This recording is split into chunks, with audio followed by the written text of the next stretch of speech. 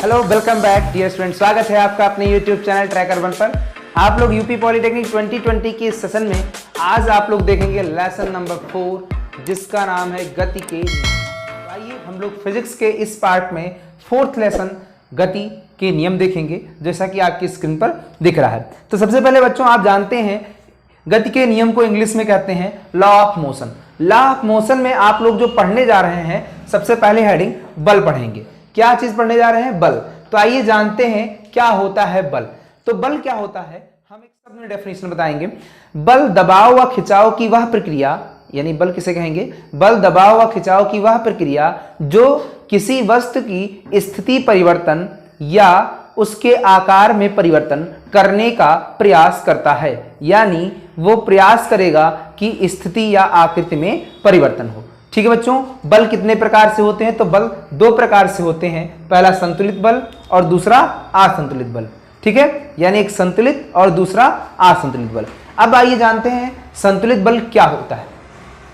तो संतुलित बल वह बल है यानी जिसमें परिणामी का मान क्या हो जाए? शून्य हो जाए। टोटल जो आपका रिजल्टेंट हो वो जीरो हो, वो आपका क्या कहलाएगा? संतुलित बल कहलाएगा। और जिसमें परिणामी का मान शून्य ना हो वह कौन सा बल कहलाएगा? असंतुलित बल कहलाएगा। ठीक है बच्चों, परिणामी एज अ रिजल्टेंट का मतलब क्या होता है? आइए इसको चित्र से समझते हैं। जैसे मान लीजिए कि कोई गेम हो रहा है रस्साकसी का। ये मिड है, मिड पॉइंट है। इधर कुछ लोग खींच रहे हैं इसको, रस्से को, कुछ लोग खींच रहे हैं रस्से को, इधर से कुछ लोग रस्से को खींच रहे हैं, इधर से कुछ लोग रस्से को खींच रहे हैं। अब परिणाम स्वरूप रस्सा जो है ना उधर जा रहा है ना इधर जा रहा है, यानी इधर की ओर लग रहा है F1 और इधर की ओर लग रहा है F2। जब क्या है F1 और F2 का मान आपस में क्या है बच्चों? बराबर है। तो ऐड इसका मतलब क्या होगा? F1 minus F2 equal to 0, यानी रिजल्टेंट फोर्स इक्वल टू क्या है? 0 है, परिणामी 0 है। लेकिन बच्चों ऐसा भी हो सकता है कि F1 F2 के बराबर ना हो। इसका मतलब F1 is greater than F2 हो सकता है या F1 is less than F2 हो सकता है, यानी कोई भी परिस्थिति आ सकती है। ऐसी स्थिति में जो बल होता है वो असंतुलित बल कहलाता है, और ऐसी स्थिति में जो बल होता है वह क्या कहलाता है बच्चों? संतुलित बल कहलाता है। ठीक है बच्चों, इसके बाद जो आप देखने जा रहे हैं वो देखने जा रहे हैं गति विषयक नियम। तो बच्चों न्यूटन ने जो गति विषयक नियम दिए थे वो 3 नियम दिए थे। न्यूटन के गति विषयक नियम, गति विषयक नियम। तो न्यूटन के गति विषयक नियम कितने थे? 3 नियम थे। पहले नियम को हम कहते हैं जड़त्व का नियम, दूसरा था बल संबंधी नियम, और तीसरा था क्रिया प्रतिक्रिया का नियम। कौन सा था? क्रिया पर प्रतिक्रिया का नियम, प्रतिक्रिया का नियम। ठीक है, इसको थोड़ा सा पूरा कर दें। जड़त्व का नियम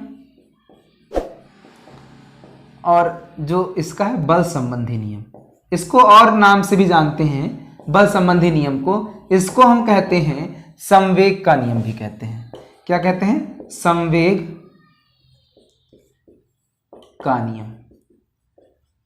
ठीक, अब बात आती है कि जड़त्व का नियम, बल संबंधी नियम, क्रिया प्रतिक्रिया का नियम, ये नियम कौन कौन से हैं? तो सबसे पहले देखेंगे हम लोग जड़त्व का नियम क्या कहता है। तो जड़त्व का नियम जानते हैं, इसको हटा देंगे।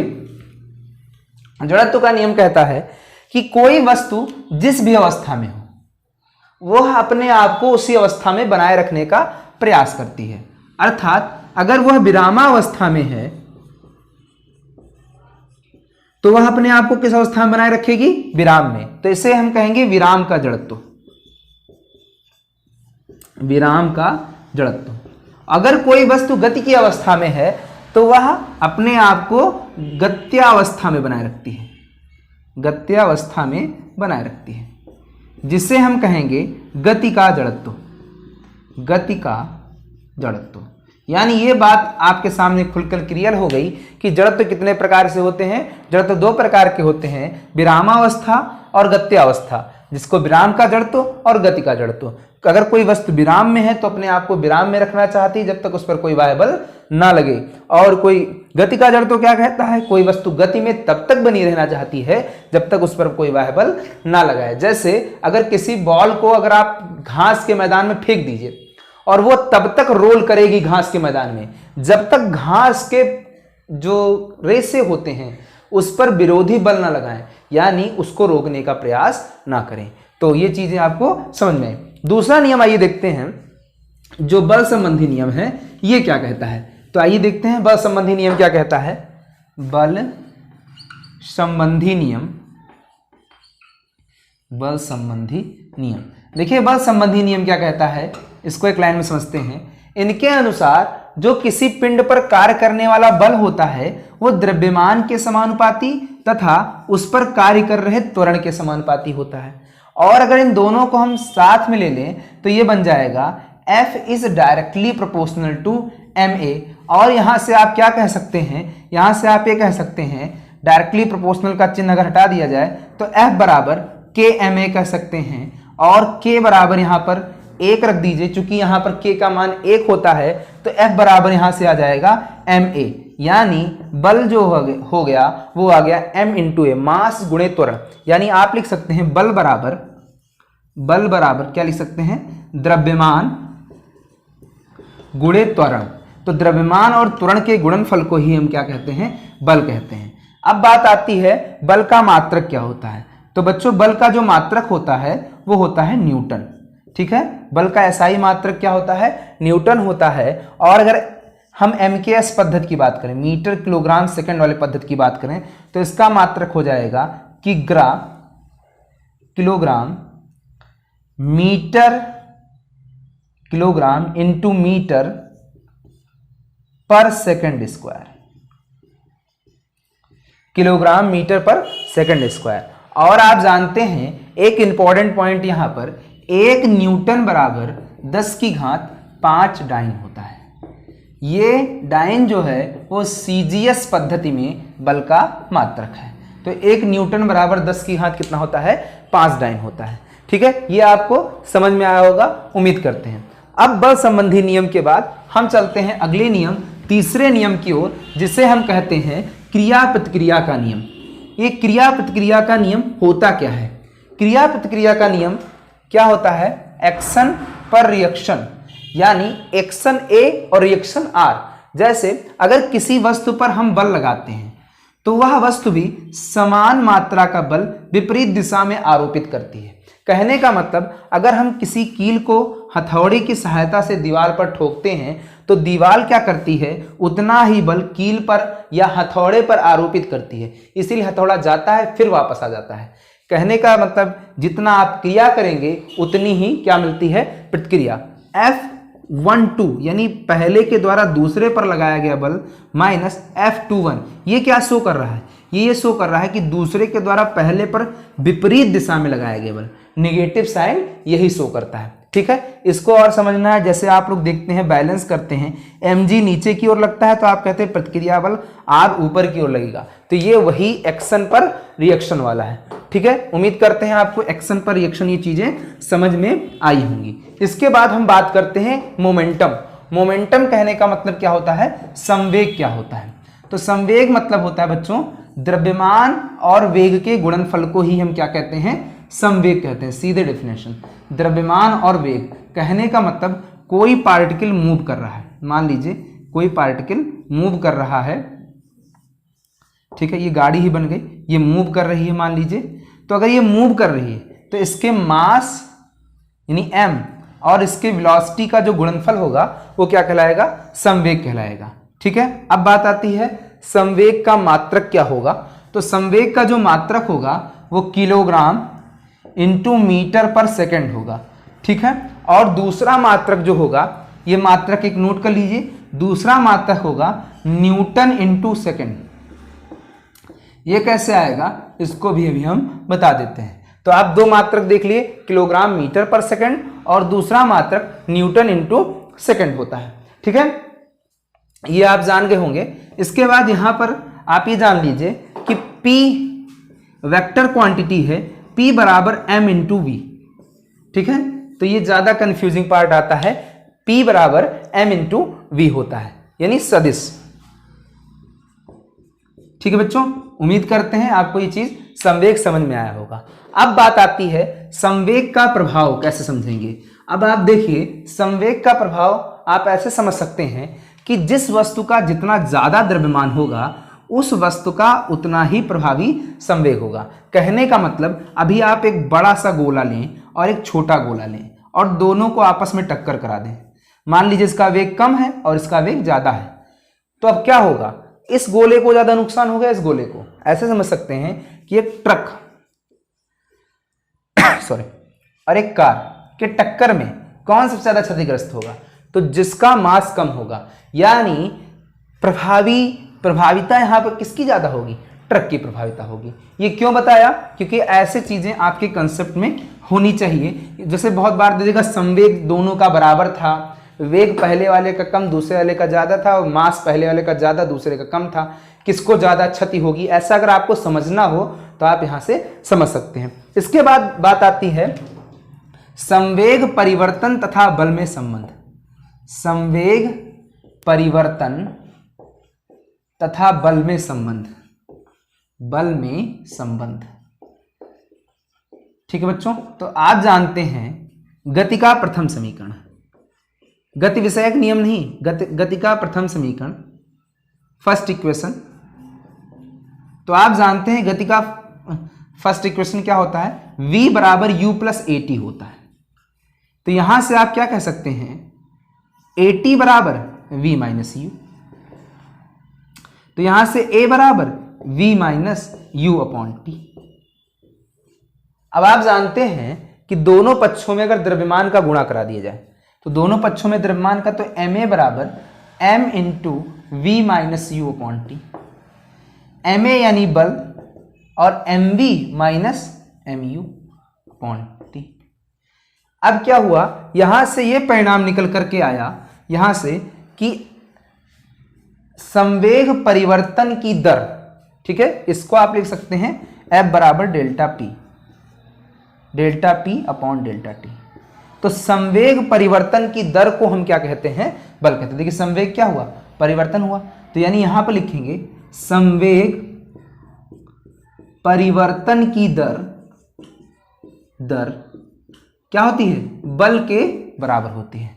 संवेग परिवर्तन की दर जो होती है वो बल के बराबर होती है। यहां से ये रिजल्ट निकला। ठीक है, अब बात आती है आवेग के बारे में। ये चीज आपको समझ में आई होगी उम्मीद करते हैं। अगर नहीं समझ में आई तो आप कमेंट कीजिएगा। आवेग को देख लेते हैं, आवेग क्या होता है बच्चों। आवेग के बारे में, इसको कहते हैं इम्पल्स।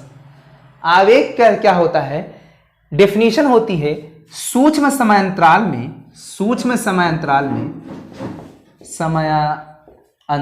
में किसी बिंदु पर लगाया गया बल, किसी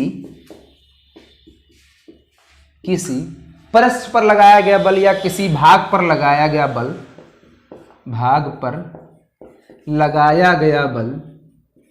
क्या कहलाता है, आवेग कहलाता है। आवेग कहलाता है। ठीक, अब आवेग कहलाता है, मान लीजिए माना बल F व समयांतराल डेल्टा टी है, तो क्या हो जाएगा बच्चों, तो आप कहेंगे आई ही होता है इम्पल्स। इम्पल्स मतलब होता है आवेग। आई बराबर F इंटू डेल्टा टी होता है बच्चों, F इंटू डेल्टा टी। और आप जानते हैं ये तो एक हो गया। अब यहां से आवेग का मात्रक क्या आ जाएगा, न्यूटन इंटू सेकेंड। एक तो मात्रक आवेग का ही आ गया।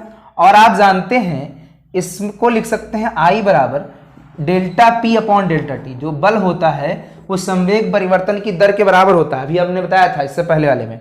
तो डेल्टा टी कट गया, आई बराबर डेल्टा पी, यानी संवेग परिवर्तन जो बराबर होता है आवेग के। तो संवेग का जो मात्रक होगा वो आवेग का होगा, यानी न्यूटन इंटू सेकेंड संवेग का भी मात्रक होगा और न्यूटन इंटू सेकेंड आवेग का भी मात्रक होगा। किलोग्राम मीटर पर सेकेंड ये संवेग का भी मात्रक होगा और ये आवेग का भी मात्रक होगा। तो उम्मीद करते हैं सूक्ष्म अंतराल में किसी भाग पर लगाया गया बल आवेग कहलाता है। यह आपको बहुत अच्छे से समझ में आया होगा। हमने इतना बड़ा और ऐसे क्यों लिखा है, क्योंकि आपको अच्छे से दिखाई दे। कुछ प्रॉब्लम्स आ रहे थे कि आपको साफ दिखाई नहीं देता है, इसके लिए हमने ऐसा लिखा है। अगर किसी स्टूडेंट को कोई दिक्कत होती है तो आप हमसे कमेंट भी कर सकते हैं, या अगर आप व्हाट्सएप पर भेजना चाहें तो बता सकते हैं। आवेग के बाद आता है प्रतिरोधक बल किसे कहते हैं। प्रतिरोधक बल, देखिए प्रतिरोधक यानी किसी चीज पर रोक लगाने वाला, विरोध करने वाला, क्योंकि विरोध से ही प्रतिरोध उत्पन्न हुआ है। प्रतिरोधक बल। अब प्रतिरोधक बल क्या होता है कि जब किसी रेत पर किसी गुटके को गिराया जाता है, किसी क्या किया जाता है, गुटके को गिराया जाता है, तो गुटका उसके भीतर क्या होता है, धंसने लगता है। लेकिन वह रेत क्या करती है, उस गुटके को ऊपर की, जैसे ये गुटका है, नीचे की ओर क्या करने, धंसने लगता है, तो ये गुटका को रेत जो है ऊपर की ओर ढकेलती है। ठीक है, और यही रेत द्वारा उस गुटके के विपरीत यानी विरोध में लगाया गया बल क्या कहलाता है, प्रतिरोधक बल कहलाता है। ये मान लीजिए रेत था और रेत में m द्रव्यमान का गुटका गया और इसने क्या किया, रेत ऊपर की ओर ढकेलने लगा। नहीं तो वो गुटका क्या हो जाता, रेत के बिल्कुल अंदर जाके धंस जाता। लेकिन क्या हुआ, रेत के कण ने विरोध किया तो वो वहीं पर लटक गया, ज्यादा अंदर नहीं जा पाया। तो इस विरोध को ही हम प्रतिरोधक बल कहते हैं। ठीक, अब हम इस प्रतिरोधक बल को ऊपर लिख देंगे R। ये किधर लग रहा है, A, ऊपर की ओर लग रहा है। यानी आप कह सकते हैं R ऊपर, mg किधर, नीचे की ओर। तो जो चीज अपोजिट होती है उसको निगेटिव साइन की ओर, निगेटिव साइन से लिखते हैं। और ma किधर, ऊपर, तो पॉजिटिव के साथ बराबर ma। तो यानी ये चीज समझ में आई, R जो प्रतिरोधक बल R है वो R माइनस mg बराबर ma। ma क्या है, इस रेत के द्वारा ऊपर की ओर लगाया गया प्रतिरोधी बल। ठीक है, प्रतिरोधी बल ये हो जाएगा। तो R minus mg upon a। इसको एक बार हम पढ़ देते हैं, आप सुन लीजिए। यदि कोई पिंड बालू, रेत आदि पर गिरता है तो वह अपने भार के कारण रेत के अंदर क्या चलाता है, धंसता चलाता है, परंतु रेत के द्वारा एक बल उसके ऊपर आरोपित किया जाता है जिससे वह कुछ देर धंसकर क्या हो जाता है, रुक जाता है। ठीक है, इसी जो बल लगाया गया है, इसी बल को हम प्रतिरोधक बल R कहते हैं। और बल R के कारण उसमें उत्पन्न मंदन त्वरण स्मॉल a है, तो हम न्यूटन के दूसरे नियम से ये चीज लिख पाए। अगर आपको समझ में नहीं आया होगा तो आप बताइए, अगर एक बार हम फिर से समझाने का प्रयास इसे करते हैं। मान लीजिए गुटखा है, ये गुटखा किधर है, नीचे की ओर लगाएगा mg और ऊपर प्रतिरोधक बल लगेगा और ये क्या करेगा, प्रतिरोधी बल उसको ऊपर की ओर ढकेलेगा। तो आप कहेंगे R, mg नीचे की ओर है तो माइनस mg और बराबर क्या हो जाएगा, ma। यह BD हम आपको आगे की क्लास में और बताएंगे। वैसे भी इसी लेसन में आपको फ्री बॉडी डायग्राम के बारे में और ज्यादा जानना है कि खूब सारे सवाल करने हैं। तो प्रतिरोधक बल हो चुका। अब हम लोग आगे बढ़ते हैं। 1 किलोग्राम भार, 1 किलोग्राम भार, किलोग्राम भार का बल। तो आप जानते हैं F बराबर क्या होता है बच्चों, mg होता है। F बराबर mg और m बराबर 1 kg। तो F बराबर क्या आ गया, g न्यूटन। और g का मान अगर 9 है, g का मान 9.8 मीटर पर सेकंड स्क्वायर है, तो यानी यहां पर आ जाएगा F बराबर 9.8 न्यूटन। ठीक है बच्चों, और यहां पर अगर g का मान 10 मीटर पर सेकंड स्क्वायर है तो क्या होता है, F बराबर 10 न्यूटन। तो यहां से डेफिनेशन निकलती है कि 1 किलोग्राम भार वह बल है जो किसी वस्तु पर, या आप ऐसे कहते हैं जो पृथ्वी द्वारा किसी वस्तु पर लगाए गए बल के बराबर होती है। यानी 1 किलोग्राम भार वह बल है जो किसी 1 किलोग्राम के पिंड पर पृथ्वी द्वारा लगाए गए बल के बराबर होते हैं, जिसका मान 9.8 न्यूटन या जी का मान 10 होने पर 10 न्यूटन होता है। आपको आंसर 9.8 ज्यादा सही मिलेगा। अगर आपसे पूछा जाएगा कि 1 किलोग्राम भार जो बल है वो कितने के बराबर होगा, तो आप कहेंगे 9.8 न्यूटन के बराबर होगा। ठीक है बच्चों, तो उम्मीद करते हैं आज का सेशन आपको काफी अच्छा लगा होगा। अब हम लोग नेक्स्ट सेशन में आगे की चीजें पढ़ेंगे। अब आगे हम लोग पढ़ेंगे संवेग संरक्षण का नियम, इसके आगे लिफ्ट के कंसेप्ट पढ़ेंगे और उसके बाद लास्ट कंप्लीट करके इस लेसन को समाप्त करेंगे। ठीक है बच्चों, तो आपने देखा, आपको समझ में आया होगा। Thank you for watching.